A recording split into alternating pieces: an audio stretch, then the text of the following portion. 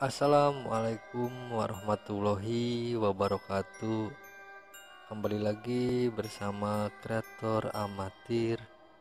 Kali ini kita masuk ke part selanjutnya dari cerita Pelet Media Garam. Tapi sebelum kita lanjut ke ceritanya, alangkah baiknya kalau kita berdoa terlebih dahulu. Kita berdoa menurut kepercayaan masing-masing, dan berdoa pun kita mulai. Bismillahirrahmanirrahim. Allahumma inni nas'aluka salamatan fid din wa afiatan fil jasad wa ziyaratan fil ilmi wa barakatan di rizki wa taubatan qoblal maut wa rahmatan indal maut wa maghfiratan ba'dal maut. Allahumma hawin alaina fi syakaratul maut wan nazata minnan nar wal afwa indal hisab. Sadaqallahul adzim. Berdoa selesai. Inilah ceritanya. Dalam kebingungan dengan ucapan temannya, Yono pun terus memikirkan ucapan temannya itu. Banyak pertanyaan di dalam diri Yono akan ilmu yang diberikan oleh Bagas. Bagaimana caranya dan apa pantangannya? Saat itu Bagas tidak menjelaskan bagaimana caranya dan juga apa pantangannya kepada Yono. Namun setelah berbicara hal itu, Bagas langsung berlalu pulang.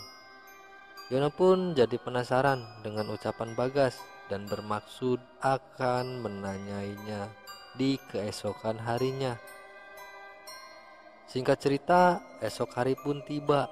Yono pun kembali beraktivitas seperti biasa. Namun Yono mendapatkan kabar yang menggembirakan bahwa Yono akan dipindahkan ke kantor pusat yang berada di salah satu kota. Teman-temannya memberi selamat kepada Yono, begitu juga dengan Bagas. Itu menjadi kesempatan buat Yono untuk mempertanyakan sesuatu pada Bagas. Di saat semua sudah kembali ke pekerjaannya masing-masing, Yono pun menghampiri Bagas.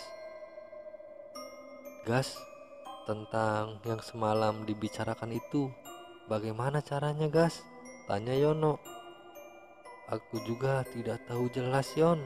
Aku hanya mendengar dari teman-teman di kantor pusat. Aku juga dikasih kok alamat tempat untuk belajar ilmu tersebut, atau tempat yang menyediakan jasa untuk memelet seseorang.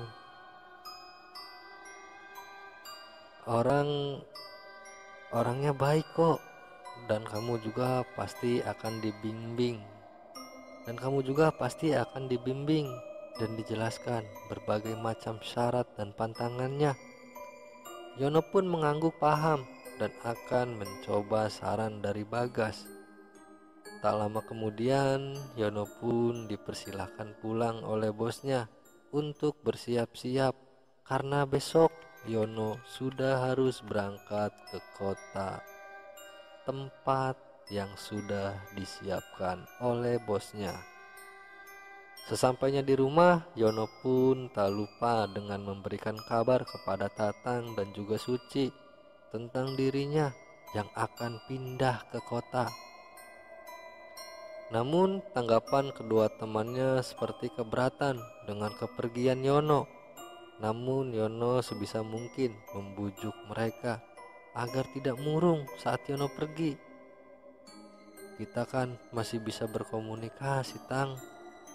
Ci, aku juga akan pulang kok setiap akhir bulan untuk menemui kalian dan berkumpul lagi, ucap Yono.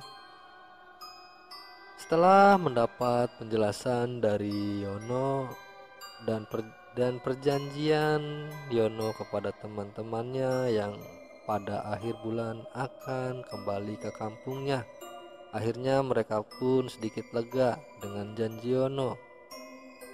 Dan kan masih ada Mimin yang masih berteman dengan kalian, sambung Yono. Aku titip pesan ya buat Mimin. Sampaikan aku minta maaf yang sebesar-besarnya pada dia. Dan dengan kepergianku, semoga Mimin berasa lebih baik lagi. Dan aku juga akan pulang di saat Mimin berulang tahun, ucap Yono.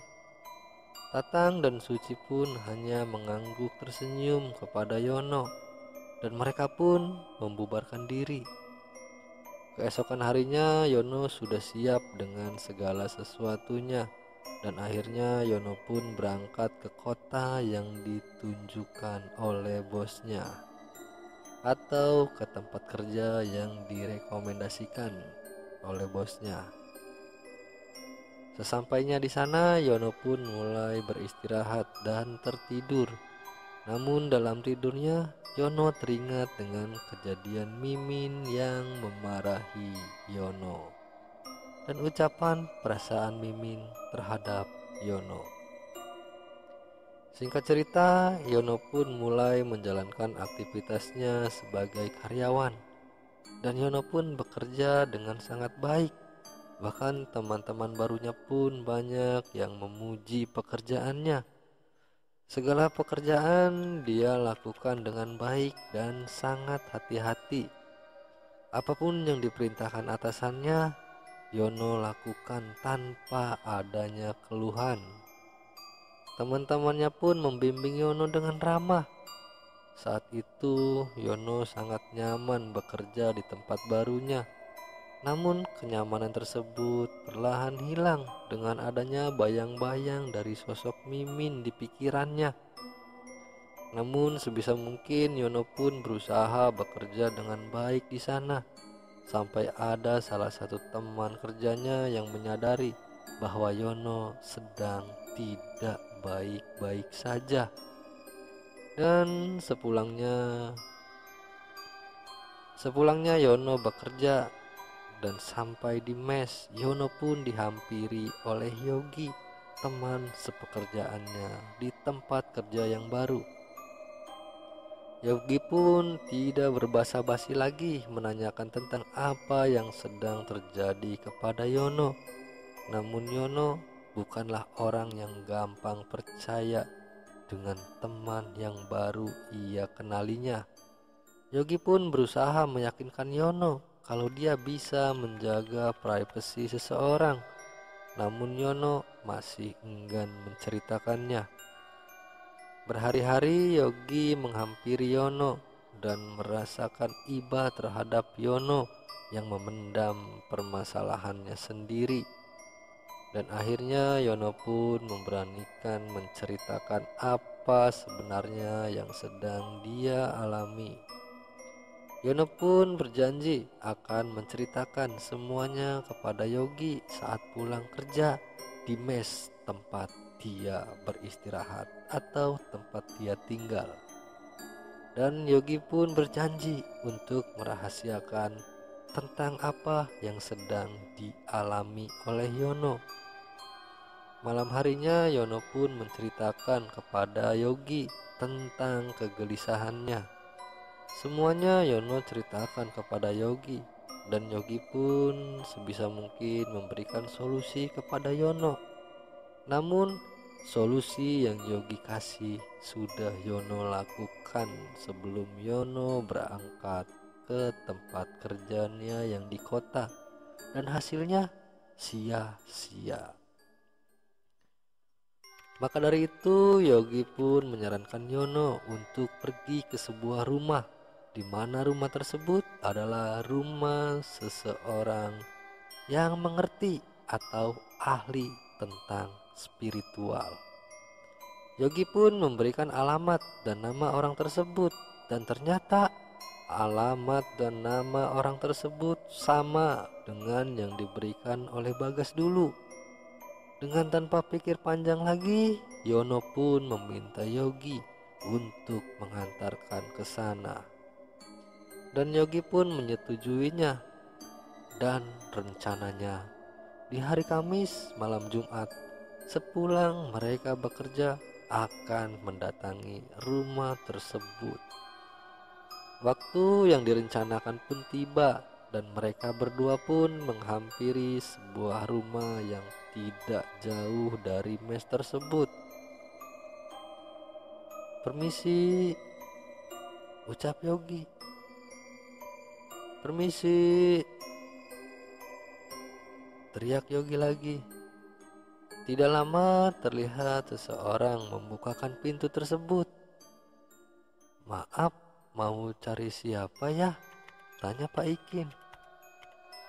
"Mau ke Pak Ikin, Pak," jawab Yogi. "Iya, saya sendiri. Ada perlu apa ya?" jawab Pak Ikin dan bertanya. "Ini Pak, temanku ada perlu dan mau minta bantuan sama Bapak," jawab Yogi. "Ya sudah, masuk aja dek," suruh Pak Ikin. "Iya Pak," jawab Yogi dan juga Yono, seraya memasuki rumah tersebut. Lalu mereka pun memasuki rumah dan menceritakan maksud kedatangan mereka kemari. "Jadi kamu datang ke sini meminta bantuan Bapak untuk memelet seseorang?" tanya Pak Ikin. "Iya Pak," jawab Yono. "Baiklah, Bapak akan bantu. Tapi sebelumnya Bapak akan bertanya sesuatu sama kamu," tanya Pak Ikin. "Apa itu Pak?" tanya Yono. "Apa kamu sanggup menjalankan syarat? Apa kamu sanggup menjalankan syaratnya?" tanya Pak Ikin. "Apapun akan saya lakukan Pak," jawab Yono. "Baiklah, sekarang kamu siapkan dulu untuk maharnya," ucap Pak Ikin. "Maaf Pak, kalau boleh tahu berapa saya harus membayar mahar tersebut?" tanya Yono. "Semua uang yang ada di sakumu," jawab Pak Ikin. "Maaf Pak, kalau sekarang saya hanya membawa uang sedikit," ucap Yono. "Tidak apa-apa nak, yang penting cukup untuk membeli persyaratannya," jawab Pak Ikin. Yono pun memberikan seluruh uangnya kepada Pak Ikin yang berjumlah hanya 350.000. "Apa segini kurang Pak?" tanya Yono. "Kalau kurang nanti saya ambil dulu di mes," sambung Yono. "Tidak perlu nak, segini lebih dari cukup. Saya tidak pernah mematok harga kepada siapapun. Asalkan orang tersebut rela, pasti saya bantu," jelas Pak Ikin. "Nanti saya jelaskan tata caranya dan akan saya ritualkan dirimu terlebih dahulu agar energi dari pelet tersebut menyatu denganmu," jelas Pak Ikin. Selagi Pak Ikin mempersiapkan segala sesuatunya, Yono dan Yogi pun dipersilakan beristirahat sejenak. Tidak lama Yono dipanggil Pak Ikin dan dipersilakan untuk mandi dengan air yang sudah dicampur dengan kembang dan juga garam. Yono pun menurutinya dan kemudian mandi. Setelah mandi, Yono pun dipersilakan masuk kembali ke ruangan kerja Pak Ikin. Yogi sudah tertidur di ruang tamu dan Pak Ikin pun menjelaskan kepada Yono tata cara dan segala pantangannya. "Caranya kamu baca mantra ini sebanyak 21 kali di malam hari di atas jam 12 malam. Hari yang cocok untuk melakukannya adalah hari Kamis malam Jumat. Lalu kamu duduk bersila dengan berkonsentrasi penuh atau konsentrasi yang tinggi sambil membayangkan targetmu. Taruhlah garamnya di depan Anda atau taruhlah garamnya di depanmu. Kemudian bacakan mantra tersebut pada garam bongkahan atau garam kasar yang nanti Bapak berikan. Setelah melakukan ritual tersebut, keesokan paginya garam tersebut dimakan oleh si target dengan cara dicampurkan kepada makanan atau minuman, dan usahakan targetmu memakan makanan yang bercampurkan garam yang sudah diritualkan tersebut. Bagaimanapun caranya, kamu harus bisa memberikan makanan yang bercampurkan garam tersebut. Sekarang Bapak akan memberitahukanmu tentang pantangan yang harus kamu hindari. Yang pertama, kamu harus menjauhi dari minuman-minuman yang mengandung alkohol atau yang memabukkan. Yang kedua, kamu jangan melakukan hubungan badan dengan targetmu sebelum targetmu kamu nikahi. Dan yang ketiga, jangan sampai kamu lupa di malam Jumat Kliwon kamu bacakan kembali mantra tersebut agar energinya semakin kuat. Sampai situ kamu paham anak muda? Tanya Pak Ikin. Yono pun mengangguk dan kemudian berpamitan pulang karena keesokan harinya harus kembali bekerja. Yono pulang dengan membawa segenggam garam kasar beserta selembar kertas bertuliskan mantra pelet garam tersebut dan tata caranya. Singkat cerita, waktu yang dinanti Yono pun tiba, di mana Yono akan pulang ke kampung halamannya demi menepati janji pada teman-temannya di kampung. Sesampainya di kampung, Yono langsung bertemu dengan Tatang dan juga Suci. Yono pun menanyakan apakah mereka masih suka berkumpul di rumah tersebut atau tidak. Saat mereka menjawab masih, dan Mimin pun masih suka bergabung dengan mereka, Yono pun memiliki rencana tentang rencana memelet Mimin. Malam harinya, tepat pada malam Jumat Kliwon, Yono pun melancarkan aksinya dengan mengikuti panduan dari Pak Ikin. Yono tengah duduk bersila dan di depannya terdapat sebuah bongkahan garam yang siap dibacakan mantra. Mantranya seperti ini. Yono pun memejamkan mata dan fokus berkonsentrasi sembari bibirnya membaca sebuah mantra. Sedajang namamu garam, dimakan anak kerbau jalang. Kerbau jalang lagi terduduk, apalagi kau yang mengerti cinta. Dan seterusnya, dengan diakhiri ucapan amin oleh Yono. Bagaimanakah kelanjutannya, kita saksikan di part berikutnya. Terima kasih untuk teman-teman semua yang sudah menyimak, menonton, dan mendengarkan cerita dari Kang Holil ini.